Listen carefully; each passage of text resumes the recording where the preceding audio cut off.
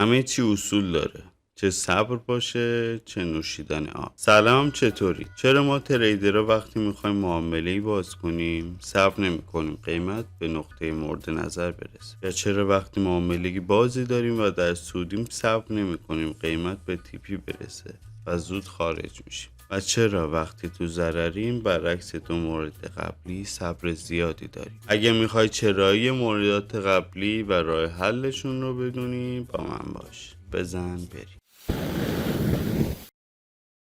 ما اینجا تو سلسله قسمت های اصول در هر پارت یه نکته مهم درباره ترید کردن و شخص معامله‌گر رو به روش دقیق بررسی و اصول کاملش رو میگیم. تو قسمت قبلی مسئله کامل مشکل صبر تریدر رو در مسیر معامله‌گر شدن رو گفتیم و تو این قسمت قرار مشکل کم صبری یا پرصبری تریدرها در هنگام معامله کردن رو بررسی کنیم. پس اگه قسمت قبلی رو ندیدید پیشنهاد میکنم سریع برید ببینید. اکثر ما تریدرها که اوایل راهی مشکل صبر در هنگام ترید رو داریم. اینکه تو سود کم صبریم و تو ضرر صبر ایوبو داریم. همین اول راه بگم جواب کلی برمیگرده به تجربه، تلاش و تمرین.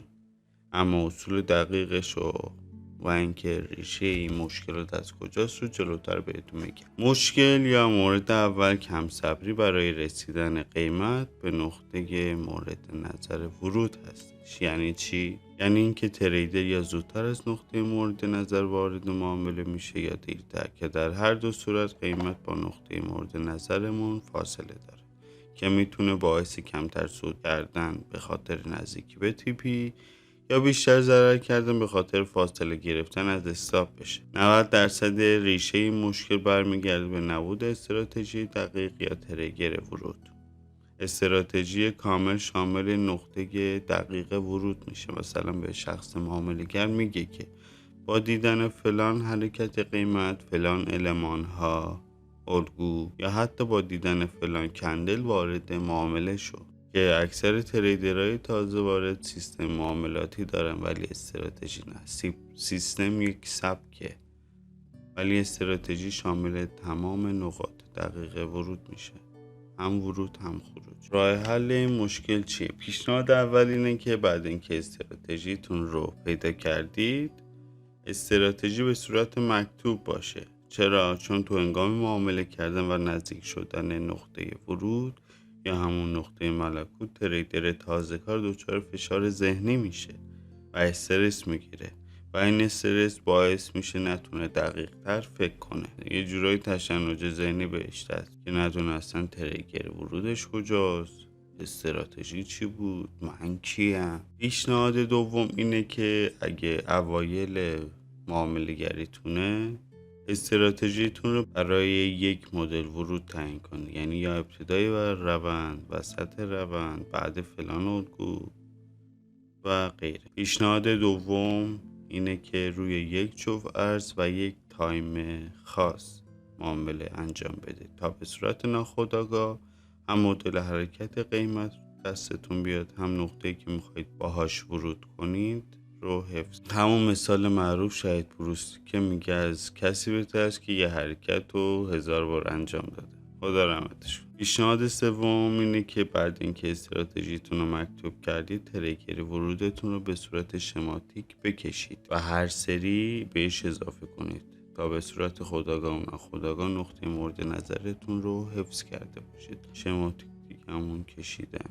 مورد دوم یا مشکل دوم کم صبری در رسیدن قیمت به TP یا هدف هستش. ریشه اصلی این مشکل برمیگرده به آناتومی انسان. کلاً انسان جماعت وقتی به نتیجه کمتر از هدف اصلی میرسه میکشه عقب و دلیلش هم میتونه استرس یا ترس از دست دادن، عدم اعتماد به نفس، نبود اعتماد به استراتژی و برای ما ایرانی جماعت تبدیل کردن سریع سود دلار به ریال هستش.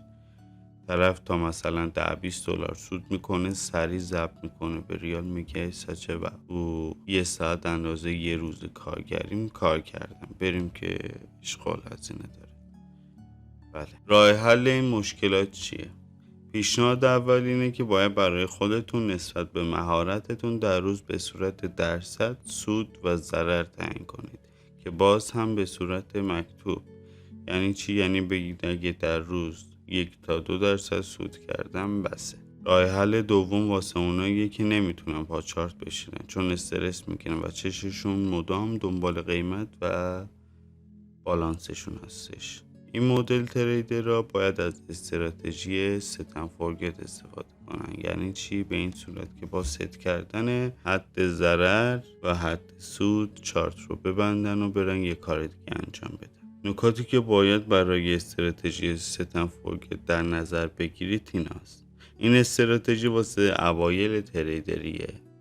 بعدها که رفته پیشرفت کردید باید پای چارت بشینید تا معاملتون رو مدیریت کنید. نکته اول اینه که درصد ریسک رو بیارید پایین، زیر 1%، که اگه قیمت رفتش تو سود و برگشت چون شما پا چارت نیستید حالتون و فشار ذهنیتون بدتر از قبل نشه. نکته بعدی اینه که وقتی ست کردید و رفتید عملی انجام ندید که ذهنتون بیشتر مشغول شه. مثل فضای مجازی نرید ببینید طرف داره هزار دلار در میاره و شما تو $10-20 موندید. برید کتاب بخونید، پادکست گوش بدید، مدیتیشن کنید، فیلم غیر هیجانی ببینید یا هر کار دیگه.